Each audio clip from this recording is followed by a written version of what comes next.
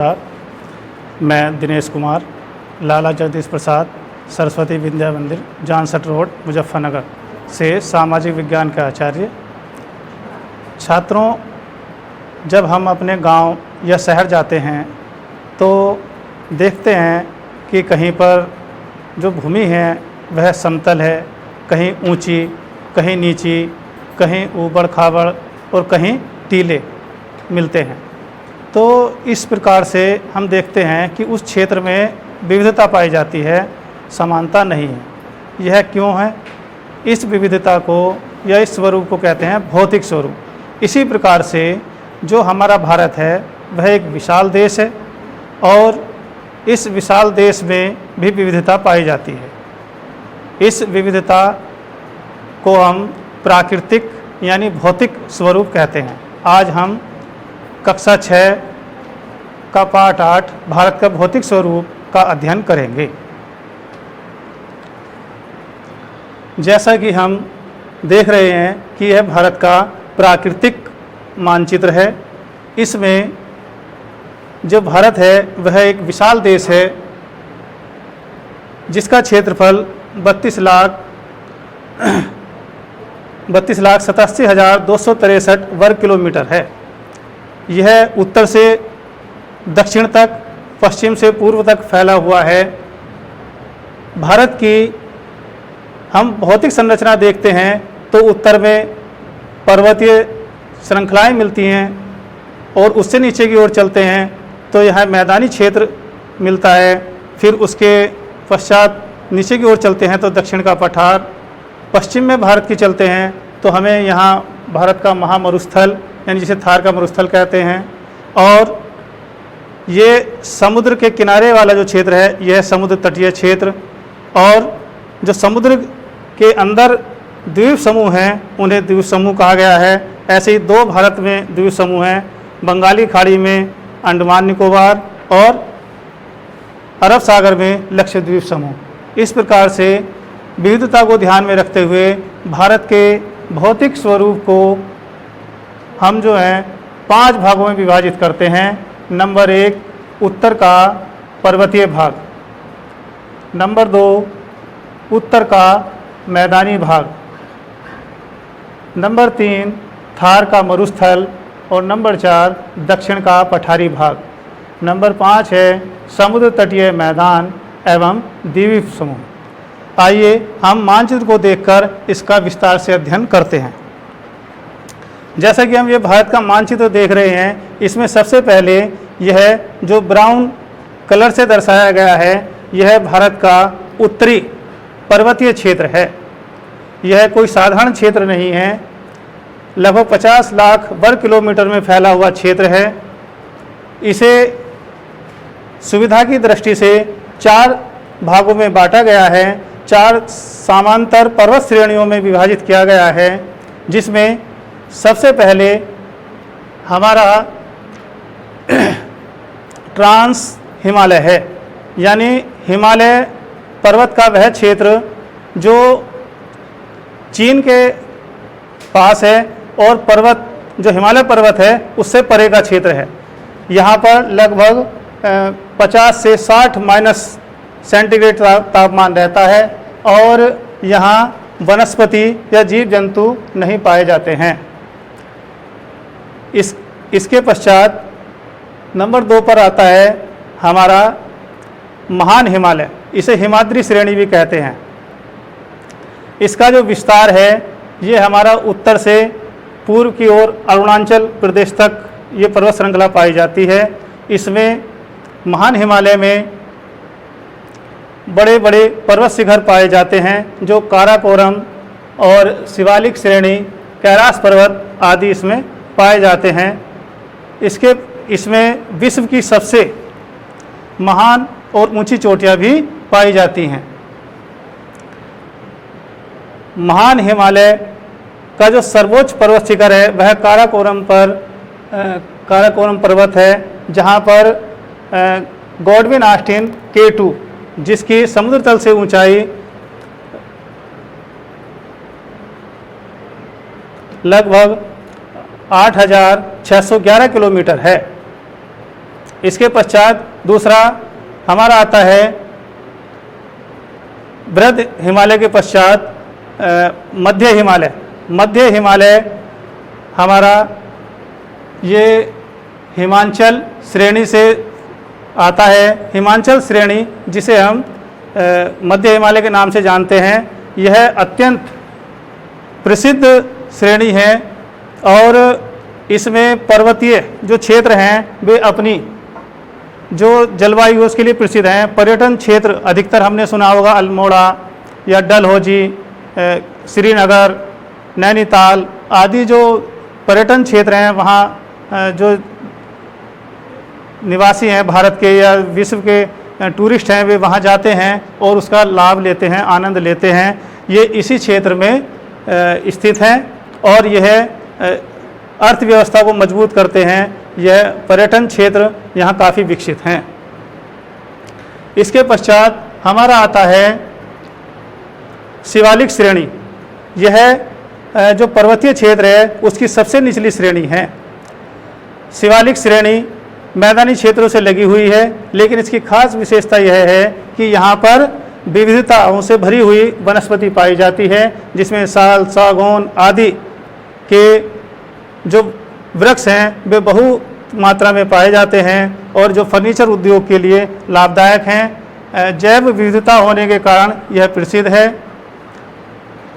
इसके पश्चात हम देखते हैं कि इसका यहाँ जिसकी जो चौड़ाई है उत्तर में, ये लगभग 400 किलोमीटर उत्तर में है, पश्चिम उत्तर में, और ये पूर्व की ओर लगभग अरुणाचल प्रदेश की ओर जो है ये कम होती गई है। अर्थात जिस प्रकार से एक तलवार होती है या हंसिया होती है, उस प्रकार से ये यहाँ पर चौड़ी और यहाँ पर ये पतली होती हुई गई है।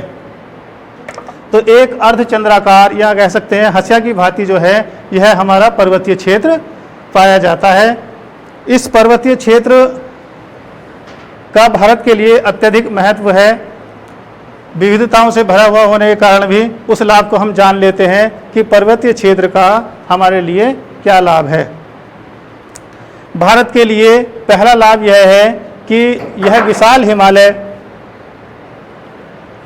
हिमालय उत्तर से पूर्व की ओर फैला हुआ है, जो बाह्य आक्रमणों से भारत की रक्षा करता है और शत्रुओं से हमें बचाता है। दूसरा लाभ है कि जो साइबेरिया से चलने वाली ठंडी और शुष्क जो पवनें होती हैं उनको रोकता है। अर्थात अगर यह हिमालय पर्वत न होता तो निश्चित रूप से शुष्क और ठंडी पवनें भारत में प्रवेश कर जाती और यह भी एक शुष्क यानी शीत मरुस्थल में बदल गया होता।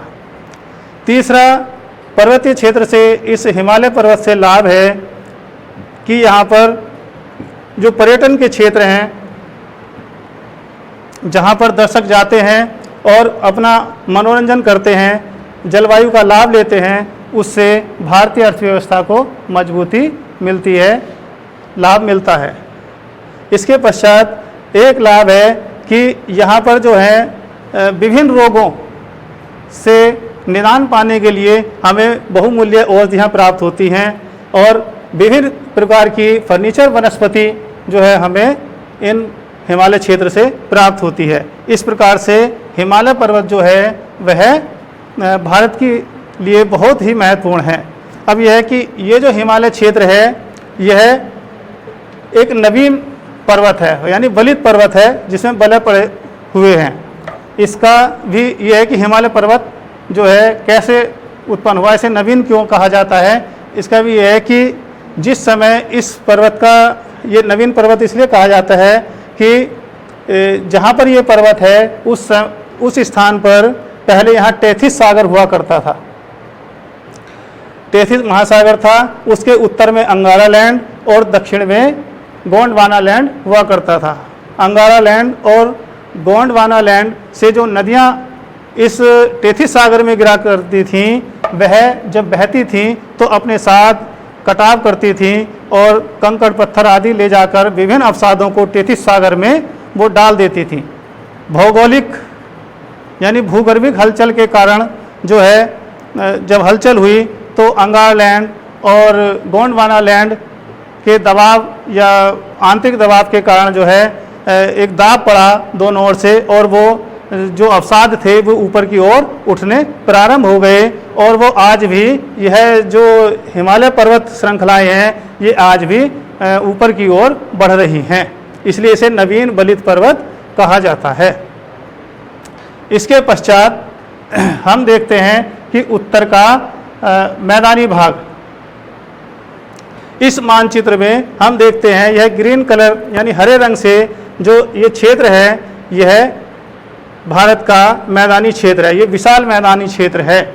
यानी जो पर्वतीय क्षेत्र है उसके दक्षिण में ये लगा हुआ है। यह विश्व का सबसे विशाल और उपजाऊ क्षेत्र है। उपजाऊ क्षेत्र होने के नाते विश्व में अपना स्थान रखता है। सर्वोच्च उपजाऊ भूमि यहाँ पर पाई जाती है। यहाँ पर इसके निर्माण में नदियों का मुख्य योगदान रहा है। मुख्य रूप से जो सिंधु नदी है, सिंधु नदी तंत्र और उसकी सहायक नदियों के द्वारा, गंगा नदी और उसकी सहायक नदियों के द्वारा तथा ब्रह्मपुत्र और उसकी सहायक नदियों के द्वारा जो अवसाद यहाँ पर निक्षेपित किए गए हैं उससे यह उपजाऊ भूमि बनी है।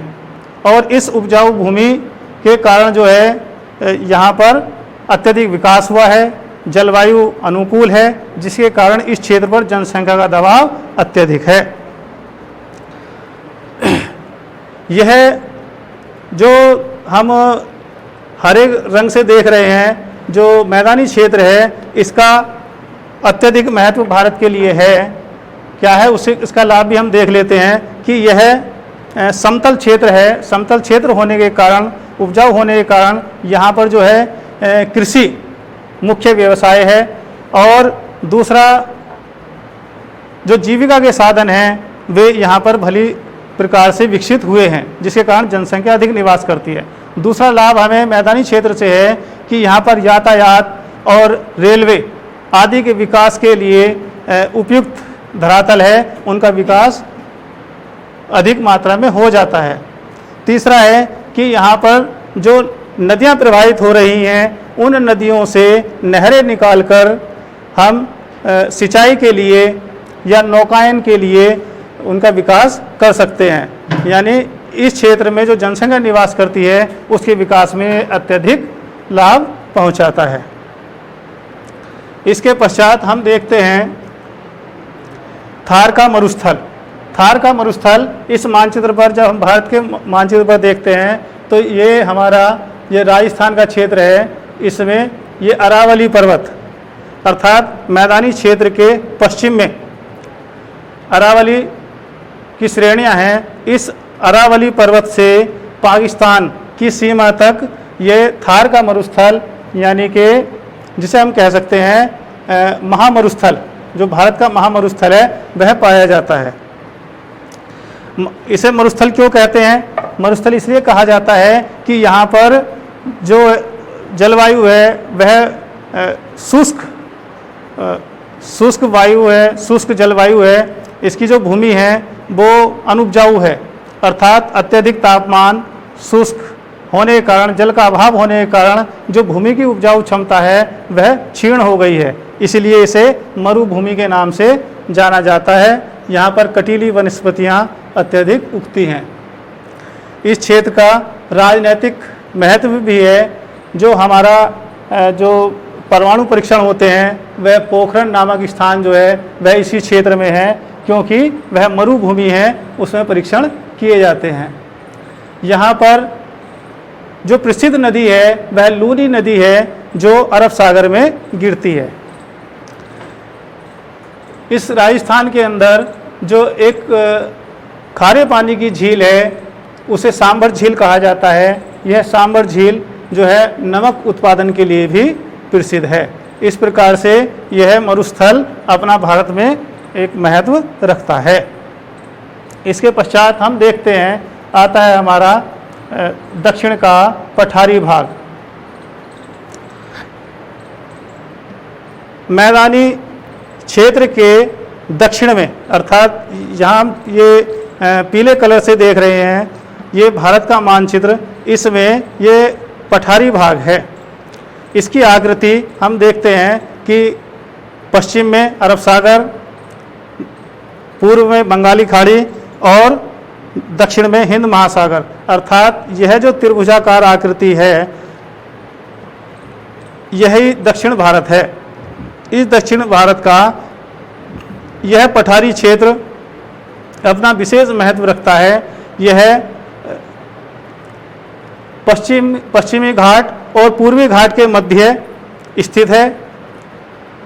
इसकी खास विशेषता यह है कि इस भूमि का जो निर्माण है वह गोंडवाना लैंड, अर्थात जिस समय पृथ्वी की उत्पत्ति हुई उस समय की भूमि यहाँ पाई जाती है। यह अत्यधिक प्राचीन भूमि है और प्राचीन भूमि होने के कारण इसमें अत्यधिक खनिज पदार्थ पाए जाते हैं। इस पठारी भाग को हम 3 भागों में विभाजित कर देते हैं ताकि हम इसका अध्ययन आसानी से कर सकें।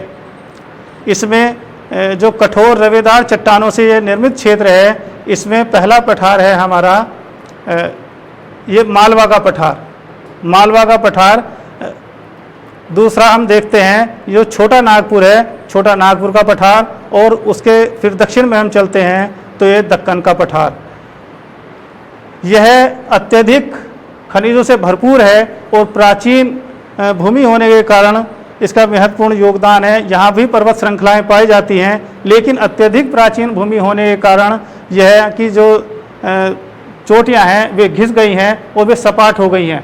इस तरह से हम 2 अंतर कर सकते हैं कि उत्तर में जो पर्वत श्रृंखलाएं हैं वे चोटी युक्त हैं, लेकिन ये घिसने के कारण ऊपर से सपाट हो गई हैं। ये पथरीली हैं, ऊबड़ खाबड़ हैं, कठोर भूमि है। और यहाँ पर जो नदियाँ पाई जाती हैं वे अत्यधिक तीव्र वेग वाली हैं, जिन पर जो जल विद्युत केंद्र हैं वे आसानी से स्थापित किए जा सकते हैं। इसके पश्चात हम देखते हैं भारत के मानचित्र में जो समुद्र के किनारे वाला क्षेत्र है, ये पश्चिम में, इसे पश्चिम तटीय क्षेत्र कहा जाता है। इधर पूर्व की ओर जो समुद्र से लगा हुआ क्षेत्र है यह पूर्वी घाट कहलाता है। तो इस तरह से हमें 2 प्रकार के यहाँ पर हमें भूमि प्राप्त होती है, पश्चिमी घाट और पूर्वी घाट। इनके पास का जो क्षेत्र है ये पूर्वी घाट मैदानी क्षेत्र है और ये पश्चिमी घाट मैदानी क्षेत्र है। इसका भी भारतीय अर्थव्यवस्था में विशेष महत्व है। अगर हम भौतिक बनावट देखते हैं तो पश्चिम का जो पश्चिमी घाट है ये उच्च है और जो पूर्वी घाट है ये ढालदार है, अर्थात पश्चिम से पूर्व की ओर ढाल लिए हुए है। यहाँ भी पर्वत श्रृंखलाएं पाई जाती हैं, वे नीची हैं, लेकिन पश्चिम में जो पर्वत श्रृंखलाएं पाई जाती हैं वे पूर्वी घाट की अपेक्षा ऊंची हैं। पूर्वी घाट में जो नदियाँ प्रवाहित होती हैं जैसे महानदी, कृष्णा नदी, कावेरी नदी आदि, ये बंगाल की खाड़ी में गिरती हैं और इस क्षेत्र को उपजाऊ बनाती हैं। यह क्षेत्र धान उत्पादन के लिए अत्यधिक प्रसिद्ध है। यहाँ पर धान की खेती बहुत मात्रा में होती है। पूर्वी घाट में कुछ झीलें भी पाई जाती हैं जैसे पुलकित झील। ऐसे ही हम उड़ीसा के पास देखते हैं, एक झील वहाँ पाई जाती है। फिर इधर देखते हैं अरब सागर में जो लगा हुआ क्षेत्र है ये पश्चिमी घाट, यहाँ पर नारियल की खेती, रबड़, मसाले आदि के उत्पादन क्षेत्र होते हैं जो विश्व प्रसिद्ध हैं। इसके पश्चात इसके कुछ भागों में कर्नाटक, आंध्र प्रदेश आदि में जो है रबड़ की खेती के लिए ये विशेष क्षेत्र हैं। चंदन के वृक्षों के लिए जाने जाते हैं। ये भारतीय अर्थव्यवस्था में अपना महत्वपूर्ण भाग निभाते हैं। इन्हीं तटीय क्षेत्रों के अतिरिक्त हमारा दूसरा क्षेत्र है द्वीप समूह। द्वीप किसे कहते हैं? द्वीप से हमारा अभिप्राय है वह भूमि जो समुद्र से चारों ओर घिरी हुई हो। तो इस प्रकार से अरब सागर, यह जो अरब सागर है इसमें छोटे छोटे द्वीप समूह हैं। लगभग 36 द्वीपों से मिलकर इसे लक्षद्वीप समूह कहा गया है, जिसकी राजधानी कावारत्ती है। अर्थात 36 द्वीपों के समूह को हम लक्षद्वीप कहते हैं। इसकी एक खास विशेषता यह है कि एक जीव होता है मूंगा, वह चूना पत्थर की तरह होता है और वह जब जीवित रहता है तो समुद्र के अंदर उसके ऊपर दूसरा जीव उससे भोजन प्राप्त करता है, फिर ऐसे ही वह जीव नष्ट हो जाता है, फिर उसके ऊपर दूसरा जीव, इस तरह से मूंगे की चट्टानें अर्थात जो वो जीव होता है एक के ऊपर एक जमता चला जाता है और वह जमाव समुद्र के ऊपर अर्थात जब तक वह ऊपर नहीं आ जाता समुद्र से तब तक वह प्रक्रिया चलती रहती है। इस तरह से ये मूंगे पत्थर की चट्टानें हैं। इसी प्रकार से हम बंगाली खाड़ी में देखते हैं, यह अंडमान निकोबार द्वीप समूह, इसे अंडमान निकोबार द्वीप समूह कहा गया है। लगभग 572 द्वीप मिल करके इसकी रचना करते हैं, इस अंडमान निकोबार द्वीप समूह को बनाते हैं। इसकी राजधानी पोर्ट ब्लेयर है।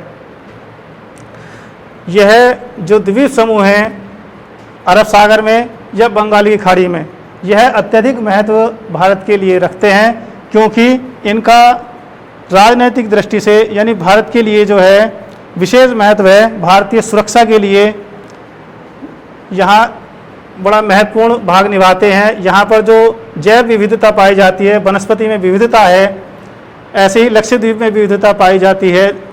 यहाँ जनसंख्या कम है लेकिन जो जीव जंतु हैं, जो वनस्पति है, वह अधिक मात्रा में पाई जाती है। यहाँ पर प्राचीन काल से ये द्वीप विदेशियों के लिए आकर्षण का केंद्र रहे हैं और यहाँ से वो अपने व्यापार के लिए अपना व्यापार करते थे और इन पर अधिकार करना चाहते थे। इस प्रकार से हम देखते हैं कि यह जो भारत का प्राकृतिक भूभाग है, ये अत्यधिक महत्वपूर्ण स्थान रखता है। तो छात्रों, हमने देखा कि यह भारत का जो प्राकृतिक भूभाग है वो भारत के लिए कितना महत्वपूर्ण है। आज हमने इसका अध्ययन किया। इसके कुछ हम प्रश्न देख लेते हैं जो हमें गृह कार्य में करने हैं। सबसे पहला है कि भौतिक स्वरूप किसे कहते हैं। भौतिक स्वरूप से हमारा अभिप्राय होता है जो प्राकृतिक अर्थात जो नेचुरल है, प्राकृतिक ऊंचे नीचे समतल टीले युक्त भूमि होती है, उसे ही हम प्राकृतिक बनावट को भौतिक स्वरूप कहते हैं। तो पहला प्रश्न है कि भौतिक स्वरूप किसे कहते हैं। इसी प्रकार से हम देखेंगे कि विविधताओं के आधार पर भारत को कितने भागों में बांटा गया है। तो दूसरा प्रश्न हमें लिखना है कि भारत को विविधताओं के आधार पर उसके भौतिक स्वरूप को कितने भागों में बांटा गया है। तो इसे देख लेते हैं। विविधताओं के आधार पर भारत का जो भौतिक स्वरूप है उसे हम 5 भागों में बांटते हैं। उत्तर का पर्वतीय भाग, दूसरा है उत्तर का मैदानी भाग, तीसरा थार का मरुस्थल और नंबर 4 दक्षिण का पठारी भाग और नंबर 5 है समुद्र तटीय मैदान एवं द्वीप समूह। इस प्रकार से हम यह गृह कार्य करेंगे। धन्यवाद।